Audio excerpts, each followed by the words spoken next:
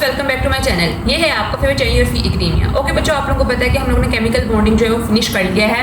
आज हम आप लोगों का न्यू चैप्टर स्टार्ट करेंगे जिसका नाम है स्टिचियोमेट्री। ये सबसे इंपॉर्टेंट वीडियो है इस चैप्टर को स्टार्ट करने से पहले, क्योंकि इस वीडियो के अंदर मैं आप लोगों को सारी मेन बातें बताऊंगी, वो टर्म्स बताऊंगी जो आप लोगों को आगे पूरे चैप्टर के अंदर इस्तेमाल होनी है। तो आप लोगों ने इस वीडियो को एंड तक देखना है ताकि आप लोगों को समझ आए कि आखिर स्टिचियोमेट्री है क्या चीज़, और इस पूरे चैप्टर के अंदर हम लोगों ने फाइंड करना है, हम लोगों को पता करना है कौन कौन चीज़ें जो है वो इस चैप्टर के अंदर हम लोगों ने फाइंड करनी है। सबसे पहली चीज़ अगर हम बात करें स्टिचियोमेट्री होती क्या है। बेसिकली बच्चों, स्टिचियोमेट्री हमारे पास वो चीज़ होती है जिसके थ्रू हम लोग पता कर सकते हैं कि हमारे पास कितनी क्वांटिटी ऑफ रिएक्टेंट और प्रोडक्ट्स जो है वो एक रिएक्शन के अंदर इन्वॉल्व है। यहाँ पर एक रिएक्शन गिवन है, इस रिएक्शन के अंदर हम लोग कैसे पता लगा सकेंगे कितने हमारे पास रिएक्टेंट्स आने हैं, कितने हमारे पास प्रोडक्ट्स आने हैं। तो स्टिचियोमेट्री हमारे पास एक ऐसी चीज़ होती है जो कि एक क्वांटिटेटिव रिलेशनशिप देती है। क्वांटिटेटिव का मतलब क्या होता है कि जिसके अंदर नंबर्स इन्वॉल्व होते हैं, वो रिलेशनशिप हमारे पास रहती है। तभी हमें पता चलता है कि रिएक्शन जो है वो किस तरफ जाना है, कितना जाना है, कब तक बनना है, ईच एंड एवरीथिंग जो होती है वो हम स्टिचियोमेट्री के अंदर पढ़ते हैं। लेकिन उससे पहले सबसे जो इंपॉर्टेंट चीज़ होती है वो होती है बैलेंस्ड केमिकल इक्वेशन। जब तक आप लोगों के पास कोई भी बैलेंस्ड केमिकल इक्वेशन नहीं होगी ना, तब तक आप लोग कोई भी स्टिचियोमेट्री जो होगी उसकी कैलकुलेशन नहीं कर सकोगे, आप लोग कोई चीज़ जो है वो फाइंड नहीं कर सकोगे। तो आप लोग ने हमेशा एक बात याद रखनी है, जब भी उन्होंने आपसे कोई न्यूमेरिकल वाइज क्वेश्चन पूछा हो कि इसका ये फाइंड करें वो फाइंड करें, सबसे पहली चीज़ जो आप लोगों ने देखनी है वो देखनी है बैलेंस्ड केमिकल इक्वेशन। ये आया कि इक्वेशन बैलेंस्ड है भी कि नहीं है। ये मैं आपको नेक्स्ट आके बताती हूँ कि बैलेंस्ड केमिकल इक्वेशन आपका होती कैसे है और बनती कैसे है। सबसे पहले बच्चों आप लोग देखो कि इस केमिकल इक्वेशन के अंदर आप लोगों के पास रिएक्टेंट्स कौन से हैं और प्रोडक्ट्स कौन से हैं। जो आप लोगों के पास लेफ्ट हैंड साइड के ऊपर चीज़ें आ रही होती हैं वो आप लोगों के पास रिएक्टेंट्स होते हैं, जबकि जो आप लोगों के पास राइट हैंड साइड के ऊपर चीज़ें आ रही होती हैं वो आप लोगों के पास प्रोडक्ट्स होते हैं। सिंगल एरो शो करता है कि रिएक्शन जो है वो एक तरफ बन जाता है। जब पानी बन जाता है, आप लोगों के पास वाटर का रिएक्शन है, तो आप लोग उसको दोबारा जो होता है वो इसके अंदर कन्वर्ट नहीं कर सकते। एक दफ़ा बन गया दैट्स इट। उसके बाद आप लोग डिफरेंट कोई और केमिकल प्रोसेस करोगे, तब ये जाके H2 और O2 को एयर खत्म करोगे, वैक्यूम देने जाओगे, तब आपके पास ये चीज़ें बनेंगी, उससे पहले नहीं बनेंगे। तो सिंगल एरो ये चीज़ को शो करता है कि आप लोगों के पास क्या चीज़ हो गया, ये आप लोगों के पास एक इरिवर्सिबल जो है वो रिएक्शन शो हो गया। रिवर्सिबल रिएक्शन क्या होता है, उसके डबल एरोज होते हैं कि रिएक्शन इधर भी जा रहा है, प्रोडक्ट्स में भी कन्वर्ट हो रहा है, रिएक्टेंट प्रोडक्ट्स में, प्रोडक्ट रिएक्शन के अंदर कन्वर्ट हो रहे हैं। अब आप लोगों ने एक बात हमेशा याद रखनी है कि स्टिचियोमेट्री जो होती है वो law of conservation of mass के ऊपर डिपेंडेंट होती है। Law of conservation of mass हमारे पास क्या कहता है, आप लोगों ने फिजिक्स में पढ़ा होगा। लॉ ऑफ कंजर्वेशन हमारे पास मास ये कहते हैं कोई भी चीज़ ना दुनिया में क्रिएट की जा सकती है ना डिस्ट्रॉय की जा सकती है। यही दुनिया का फिनोमेना चल रहा है, nothing can be created, not can be destroyed. हर एक चीज़ जो होती है वो इसी फिनोमेना के थ्रू जो होती है वो नेचर के अंदर वर्क कर रही है। और इतने माइनर लेवल के ऊपर भी हमारे पास ये चीज़ देखने को मिलती है कि law of conservation of mass होते हैं वो किस तरह प्रिवेंट किया जाता है। यहाँ पर एक उन्होंने इक्वेशन लिखी हुई है H2 + O2 goes to H2O। अब हम बैलेंस केमिकल इक्वेशन की बात करें तो आप लोग मुझे बताओ अपने कॉमन सेंस से, क्या ये इक्वेशन बैलेंस है? बिल्कुल बैलेंस नहीं है। किस तरह बैलेंस नहीं है? क्योंकि इक्वेशन बैलेंस करने के लिए सबसे इंपॉर्टेंट चीज़ जो होती है वो आप लोगों को देखनी होती है नंबर ऑफ एटम्स। कि आया कि रिएक्टेंट्स और प्रोडक्ट साइड के ऊपर आप लोगों के पास नंबर ऑफ एटम्स बराबर हैं भी कि नहीं बराबर हैं। जिसके साथ कुछ भी नहीं होता आपको पता है उसके साथ हमेशा 1 होता है। तो यहाँ पर देखो, यहाँ पर आप लोगों के पास 1 है, यहाँ भी आप लोगों के पास 1 है। अब हम लोग देख रहे हैं किस तरह ये आप लोगों के पास इक्वेशन जो है वो बैलेंस नहीं है। यहाँ पर देखो बच्चों, यहाँ पर H2 जो है इसके साथ 2 आप लोगों के पास जो है वो आप लोगों के पास एटम्स है। O2 के पास भी 2 एटम्स हैं। लेकिन जब आप लोग प्रोडक्ट साइड के ऊपर जाते हैं तो आप लोगों के पास 2 हाइड्रोजन तो है, लेकिन आप लोगों के पास यहाँ पर ऑक्सीजन के साथ कोई भी चीज़ नहीं है, तो आपके पास 1 ऑक्सीजन है। तो आप लोग बताओ क्या ये इक्वेशन बैलेंस है?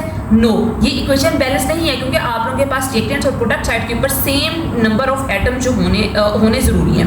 ऊपर वाली इक्वेशन देखो तो यहाँ पर 2 जो आप लोगों के पास इसके साथ होता है ना, इसको कोफिशिएंट कहते हैं। इसको इसके साथ मल्टीप्लाई करो, टोटल आप लोगों के पास नंबर ऑफ एटम इस तरह आता है। आप लोग याद होगा कि प्रीवियस वीडियोस के अंदर जब हम लोगों ने फाइंड किया था किस तरह आप लोग किसी भी कंपाउंड का पोलर का, नॉन पोलर का, कोवलेंट कंपाउंड्स के किस तरह आप लोग एटम्स फाइंड कर सकते हो, किस तरह उनका वो आप लोग कोवलेंट कंपाउंडिंग या बॉन्डिंग बना सकते हो। तो हम लोग देखे थे कैसे हम नंबर ऑफ एटम फाइंड कर रहे हैं। तो यहाँ पर 2 2 4 4 आप लोगों के पास हो गया, 4 एटम हाइड्रोजन के हो गए प्लस ऑक्सीजन के आपके पास यहाँ पर 2 हैं।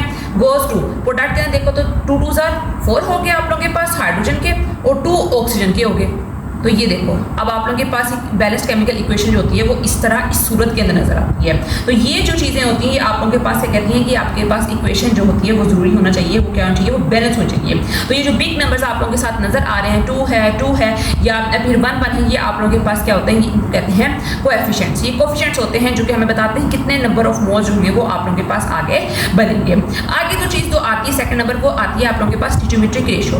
यही चीज़ जो होती है वो आगे स्टोइचियोमेट्रिक रेशियो की तरफ हमें लेके जाती है कि स्टोइचियोमेट्रिक रेशियो क्या होती है। इस स्टोइचियोमेट्रिक रेशियो के अंदर सारा का सारा आप लोगों का केमिकल फॉर्मूला छुपा होता है कि स्टोइचियोमेट्रिक रेशियो आप लोगों को पता होगी, आप लोग दुनिया का हर एक कंपाउंड जो होता है वो बना सकते हो, जितनी मर्जी एक्सेस में बना सकते हो। अब आप लोगों को जस्ट फॉर एग्जाम्पल आप लोगों को सॉल्ट चाहिए, सोडियम क्लोराइड।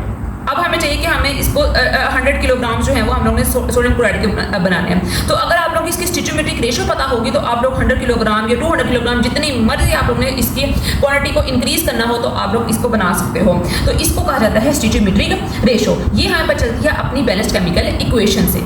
अब ये देखो यहाँ पर आप लोगों के पास H2O का फॉर्मूला यहाँ पर है 2H2 + O2 goes to 2H2O।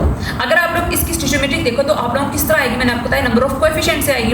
Number of coefficient देखो, H2 के साथ नंबर ऑफ कोएफिशिएंट कितने हैं आप लोगों के पास, 2 हैं रेशो। ऑक्सीजन के पास कितने हैं, 1 है। ये हमारे पास 1 आ गया। उसके बाद आप लोगों के पास प्रोडक्ट्स जो है वो कितने हैं, उसके साथ 2 है।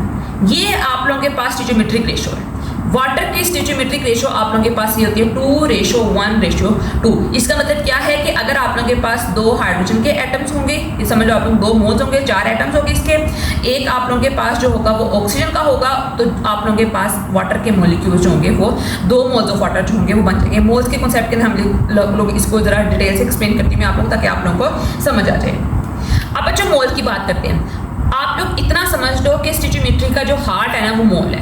मोल के बगैर आप लोग कोई भी कैलकुलेशन नहीं कर सकते। आप लोग इस पूरे चैप्टर के अंदर आप लोग मोल मोल मोल इसको ही पढ़ोगे, इसी को फाइंड करना होगा। इसी की डिफरेंट 4 तरह की इसकी कैलकुलेशन आती है, mass to mass, mass to gram, different type of mass to volume, different type of आप लोग इसकी कैलकुलेशन पढ़ोगे। मोल की सारी चीज़ें जो होती हैं वो इसी के अंदर होती हैं, और ये हमें बताता है कितनी क्वांटिटी ऑफ हमारे पास पार्टिकल जो है प्रेजेंट है, और ये एवोगैड्रोस नंबर के ऊपर Na के ऊपर बेस कर रहा होता है। इसको हम जरा डिटेल में आप लोग का एक मोल का होल कॉन्सेप्ट आएगा, उसके अंदर इसको बहुत डिटेल से और पढ़ेंगे, लेकिन मैंने आप लोगों को ओवर व्यू देना ताकि आप लोगों को उस टाइम पे जब तक आप लोगों को समझ आ जाए। अब मैंने आप लोगों को कोफिशिएंट्स को बताया। कोफिशिएंट्स को स्टोइचियोमेट्री के अंदर हम लोग मोल्स का नाम दे देते हैं।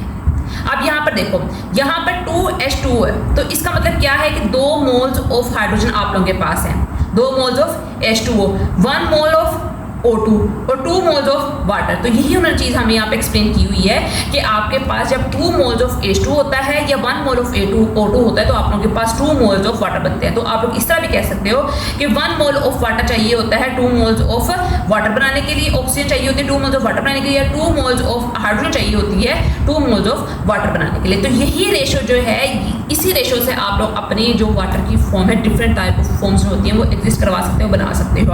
अब इसके 2 फॉर्मूलाज होते हैं मोल्स को फाइंड करने के। एक तो होता है mass over molar mass. Mass over molar mass का मतलब क्या होता है, मैस तो उन्होंने आपको दिया होता है कि इतने ग्राम्स हम लोगों ने ये चीज़ दी है, इतने ग्राम जो है वो हम लोगों ने ये चीज़ जो है वो हमें दी गई है। मोलर मैस जो होता है वो आप लोगों को आता है पीरियोडिक टेबल से। जो आप लोगों का मोलर मैस होता है वो पीरियोडिक टेबल से आप लोगों को आ रहा है। जो एटॉमिक मैस होता है वो होता है, जैसे कैल्शियम का 40 है आप लोगों के पास, आगे सोडियम का है, हाइड्रोजन का 1 है, हीलियम का 2 है। ये इस तरह का आपके पास मोलर मैस आता है। तो आप लोग मैस को उन्होंने गिवन होगा, आप लोगों को मोलर मैस आप लोगों ने जो आप लोगों ने याद किया होगा। मैंने आपको तभी कहा था कैल्शियम तक आप लोग याद कर लो ताकि आप लोगों को आसानी हो जाए।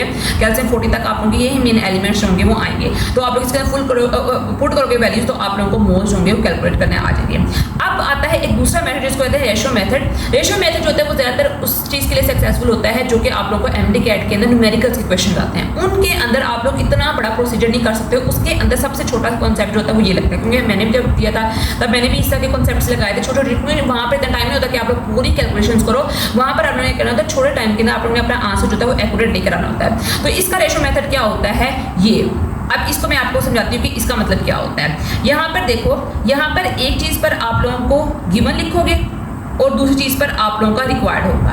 जस्ट फॉर एग्जाम्पल आप लोग से पूछ लेता है कि आप लोगों को 6 मोल्स ऑफ H2O के साथ H2 के साथ आप लोग कितने मोल्स ऑफ ऑक्सीजन जो होगे वो लोगे, तभी आप लोगों के पास जो का वाटर बनेगा। तो आप लोगों को एक तो स्टिचोमेट्रिक रेशियो का फॉर्मूला भी होता है कि 2:1 का फॉर्मूला होता है कि 6 का होगा तो हमारे पास जो होंगे 3 मोल्स ऑफ जो होंगे वो आप लोगों के पास जो O2 होगा वो आ जाएगा। लेकिन रेशो मेथड के थ्रू क्या होता है, रेशो मेथड के अंदर एक चीज़ आपके पास गिवन होती है, एक रिक्वायर्ड होती है। गिवन का मतलब क्या है कि जो चीज़ नेचर के अंदर हम लोग ने फॉर्मूला के अंदर हम देखते हैं, जनरल फॉर्मूला जो आप लोगों के पास होता है गिवन के अंदर। अब आपको पता है कि A लिख लो, इसको B लिख लो, ठीक है। गिवन के अंदर क्या है आप लोगों के पास, ये इक्वेशन आप लोगों के पास आती है। गिवन के अंदर 2H2 2 मोल्स ऑफ H2 है आप लोगों के पास और 1 मोल ऑफ O2 है जो यहाँ पे लिखा हुआ है, इज इक्वल टू जो आप लोगों के पास B क्या है आप लोगों का रिक्वायर्ड, जो उन्होंने कहा है कि आप लोग 6 मोल ऑफ H2 के लिए आप लोग कितने मोल्स ऑफ जो होते हैं O2 चाहिए होते हैं। तो 6 मोल ऑफ H2 को आप लोग ऊपर लिखोगे over X mole of, X मतलब कि जो चीज़ हमने फाइंड करनी जिसकी वैल्यू हमें नहीं पता,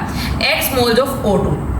जब आप लोग इनकी वैल्यूज जो होती है वो आगे पीछे करोगे, इसको उधर एक जाओगे तो ऊपर नीचे हो जाएगा, समझ लो इस तरह। ये 6 है ना, ये नीचे अंडर है, तो ये x जो होगा ये ऊपर आ जाएगा, सॉरी x और 6 ये हो जाएगा 1/2 तो 3 मोल्स ऑफ ऑक्सीजन जो होंगे आप लोगों को चाहिए होंगे 6 मोल ऑफ H2 के साथ रिएक्ट करने के लिए। तो ये रेशो मेथड जो होता है वो सक्सेसफुल होता है। तो इस तरह आप लोग स्टिचोमेट्री की कैलकुलेशंस करते हो, ये इतना इंपॉर्टेंट कॉन्सेप्ट है। इसके आप लोगों के चैप्टर्स जो न्यूमेरिकल्स होते हैं MD कैट के अंदर अबाउट आप लोग समझ लो 5 to 6 MCQs होते हैं, वो इसी टॉपिक के अंदर होते हैं। लॉ ऑफ मैसेज होता है, स्टिचोमेट्री होती है आप लोगों के पास, इसके अलावा लीश-टेलियर्स प्रिंसिपल होते हैं। ये कुछ प्रिंसिपल्स कुछ वो चीज़ें जो होती हैं वो स्टिचोमेट्री के अंदर आती हैं। आप लोगों को स्टिचोमेट्री का कॉन्सेप्ट आ जाएगा, आप लोगों को ईच एंड एवरीथिंग केमिस्ट्री की आ जाएगी जो कि फिजिकल केमिस्ट्री के अंदर भी जरूरी होती है। और आप लोग हर तरह का रिएक्शन होता है वो खुद भी बना भी सकते हो, और आप लोग उसकी मोल्स, उसकी मैस, मोलर मैस, उसके कितने भी आयंस आप लोगों ने आयनिक कंपाउंड अगर होगा कुछ भी आप लोग फाइंड कर सकते हो अगर आप लोगों का स्टिचोमेट्री का कॉन्सेप्ट होगा क्लियर होगा। तो आज के लिए इतना ही। आई होप सो कि वीडियो आप लोगों को अच्छी लगी है। वीडियो चैनल को सब्सक्राइब करें, वीडियो को लाइक करें और एक कमेंट भी लाजमी करें। तो आज के लिए इतना ही, कल मिलते हैं एक नई अच्छे प्रोडक्ट साइड वीडियो के साथ। तब तक के लिए फी अमान अल्लाह।